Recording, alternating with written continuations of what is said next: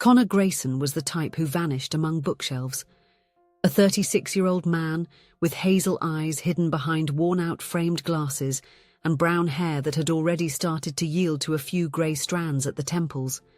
He wasn't invisible for being insignificant, but because his bookstore had enough personality to outshine any presence. The establishment was located on a traditional shopping street where century-old buildings resisted the modernity of big stores.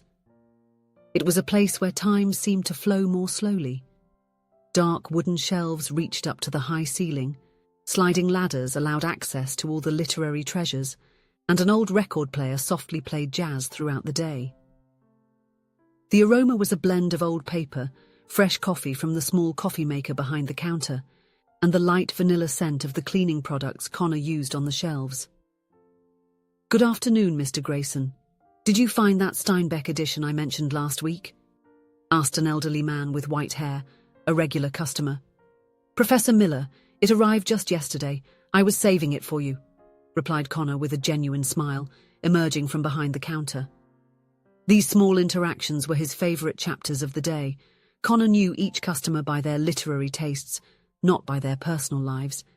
He knew that Professor Miller preferred classics, that Mrs. Calloway always looked for biographies of pioneering women, and that the teenager with coloured hair who came by on Fridays loved obscure science fiction.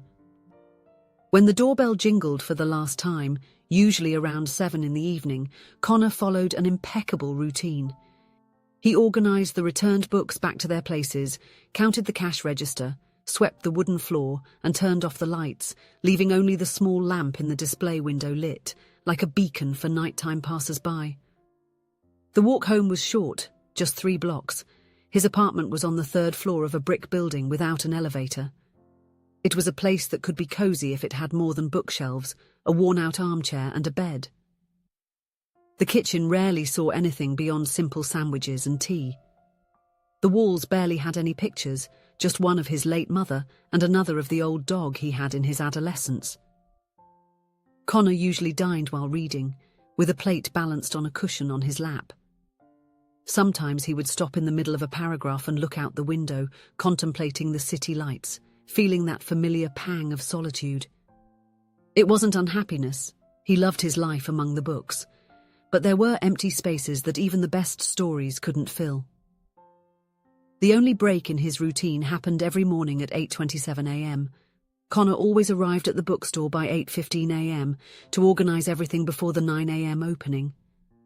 But at 8:27 a.m., he invariably interrupted whatever task he was doing and positioned himself near the shop window, pretending to arrange the books on display. It was on one of those mornings 9 months ago that he saw her for the first time. A woman who seemed to have stepped out of the pages of one of his novels. Wavy red hair catching the sunlight, a determined yet graceful walk, and always carrying a worn leather bag that seemed about to overflow. She wore floral dresses on warm days and a navy blue coat on cold days, and every day at 8:27 a.m.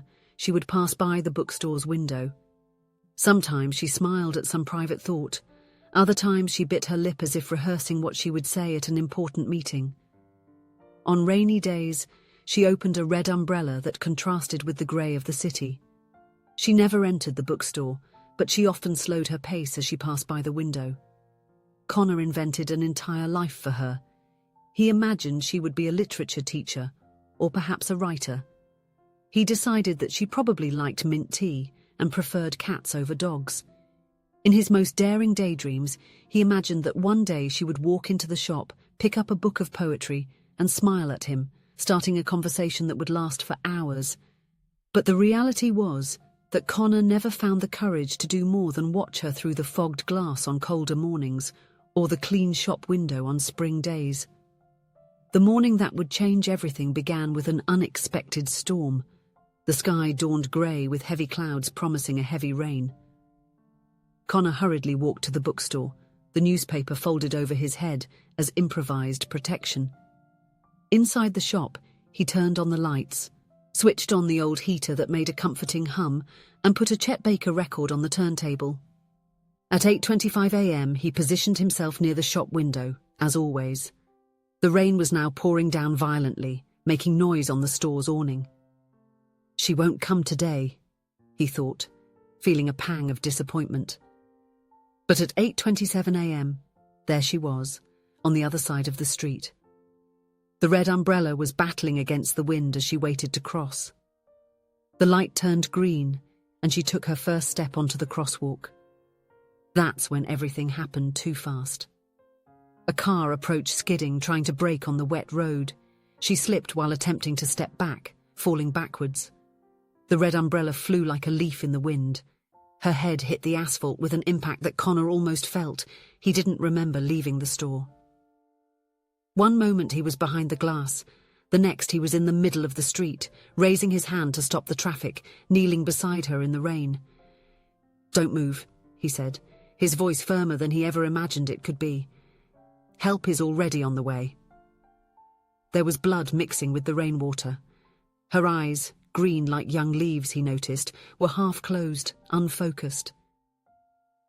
"The bookstore," she murmured before losing consciousness.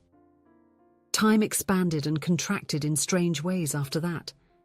Connor remembered holding her hand while they waited for the ambulance, how people formed a protective circle around them, someone offering an umbrella. In the hospital, the organised chaos of the emergency room swallowed him. Doctors and nurses moved with purpose while he remained like an island of uncertainty in the midst of the rush. "Are you a relative?" asked a nurse with a tired but kind look. Connor hesitated. What was he? A stranger? An observer? A man who knew the exact time she passed by his shop, but didn't know her name? "I am someone who cares about her a lot." The nurse nodded, as if that answer made perfect sense. She did not correct the doctor when he approached, calling him the patient's boyfriend. He didn't have the strength to deny it. "What is her name?" asked the doctor, filling out a form. "I didn't," Connor began, feeling himself blush. Evelyn Foster," replied a voice behind him. Connor turned to find a middle-aged couple with worried expressions. The man had grey hair and wore glasses similar to his own. The woman had the same red hair as Evelyn, although shorter. "We're her parents. Someone found her bag with her phone. We were the number saved as emergency," the woman explained, extending her hand. "Jennifer and William Foster. You must be—" "Connor Grayson," he responded automatically, shaking the offered hand. "I saw the accident." "He's her boyfriend and the one who rescued her," the nurse added, giving Connor a meaningful look before moving away. The next moments were confusing. Somehow, between halting explanations about the accident and waiting for news, Evelyn's parents interpreted that Connor was more than just a good Samaritan, and he couldn't undo the misunderstanding. "Evelyn never told us she was dating, but she's always been very private, always keeping her life a surprise," Jennifer said, holding his hand. "Severe concussion but no intracranial bleeding," the doctor announced, returning. "She is sedated now. I advise you to return tomorrow. She will likely remain unconscious for a while." William thanked him and then turned to Connor. "We came from Clearwater, an hour away from here. Evelyn is our only daughter. We were planning to visit her next week, but when we heard about the accident—" "Please take this," Jennifer interrupted, handing Connor the red umbrella and her bag recovered from the accident scene. "I'm sure she would like you to take care of this for now." And so, holding a red umbrella and an ever-growing secret, Connor found himself entering a story he hadn't planned to write. The days that followed seemed unreal. The bookstore was temporarily under the care of Marta, a retired former literature teacher who sometimes helped Connor on weekends. With that, he started to divide his time between the hospital and Evelyn's apartment, where her parents were staying to closely follow their daughter's recovery. Jennifer and William welcomed him with a kindness that surprised Connor. There was always an invitation for dinner, a cup of hot tea, or a conversation at the end of the day. Gradually, he started to feel like part of that small family unit, so at ease that the initial misunderstanding about his relationship with Evelyn seemed impossible to undo. With each new encounter, Connor discovered more about the woman he had only observed through the shop window. Evelyn was an editor at a small but respected literary publishing house. Her apartment reflected who she was, full of colours, plants in every corner, photos in different frames, and curious objects from travels. A home that told stories in every detail, the complete opposite of the solitary simplicity of Connor's own home. On the fourth day, while Connor was reading aloud to the still unconscious Evelyn, Jennifer quietly entered the room. "She always loved being read to," she commented, smiling at the book of poetry in his hands. "You know, Connor, on the day of the accident when we found out about you, we were so happy. She has always been so independent, so career-focused." Connor swallowed hard. "Well, we're not." Jennifer smiled. "I understand that you two must be just getting to know each other, but the way you look at her and your dedication to her makes me hopeful that she has found someone special. It was wrong, deeply wrong, but also strangely right. As if destiny had written that story for them, just waiting for them to turn the page." On the seventh day, Connor was dozing in the hospital room's armchair when a movement woke him. Evelyn had moved her hand. Her eyes opened slowly, blinking several times, trying to focus her vision. He jumped up in surprise, approaching the bed. "I'll call the nurse." "Wait," she requested, her voice hoarse. Her eyes finally focused on his face. "You're the guy from the bookstore, aren't you?" Connor's heart raced. "Yes, Connor Grayson. You were in an accident." Evelyn frowned, seeming to process the information. "It was raining," she murmured. "There was a misunderstanding," Connor said hastily. "Your parents think that that we've been seeing each other, romantically. I tried to explain, but it all happened so quickly and they seemed so relieved to think that you weren't alone and—" To his surprise, Evelyn smiled faintly. "You're exactly as I imagined." "How?"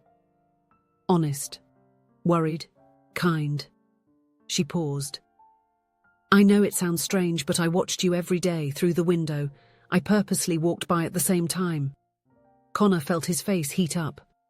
"I also saw you, every day at 8:27 a.m. 8:27 a.m., she repeated with a wider smile. "My lucky time. The number of the apartment where I grew up." The nurse entered at that moment, interrupting the conversation, but the look they exchanged said everything that words could not yet express. In the following days, while Evelyn was regaining her strength, they began to fill in the gaps in their lives. They both preferred old movies to blockbusters, that he had never travelled outside the country, while she had already visited 17 different countries, that he loved rainy days for reading, while she preferred reading in the sun. "Why did you never enter the bookstore?" Connor asked, 2 weeks after the accident, as they walked slowly through the hospital garden. Evelyn smiled shyly. "I wanted to have a perfect excuse. I was looking for a specific book, something that would finally justify talking to you. But actually, I think I was afraid." "Fear?" "That reality wouldn't be as good as my imagination. That you wouldn't notice my existence in the same way I noticed yours." Connor stopped, turning to look directly at her. "I noticed you on the first day. It was as if the doorbell rang, even with you outside." When Evelyn's parents returned to Clearwater, promising to come back for dinner the following month, Connor and Evelyn finally had an open conversation. "We don't need to continue with this," he said, as he helped her settle into her own apartment after being discharged from the hospital. "We can tell your parents the truth." Evelyn took his hand. "And what is the truth, Connor?" He hesitated. "That we met in the strangest way possible. That we started in the middle of a story instead of the beginning." "Maybe this is our beginning," she replied. "Isn't that how it happens in the best books? Stories start exactly when they need to begin." 3 months later, the bookstore had a new addition, a small cafe in the back corner, with round tables and comfortable chairs. Evelyn spent her afternoons off there, working on manuscripts while Connor attended to the customers. The doorbell still jingled, marking entries and exits, chapters opening and closing. And every morning at 8:27 they opened the store together. No longer watching each other through a storefront window, but side by side, turning the pages of the same book, living the same story. If you enjoyed the story, please leave a comment with a rating from 1 to 5 to show how much you liked it. Also, watch the video that is now appearing on your screen. See you soon.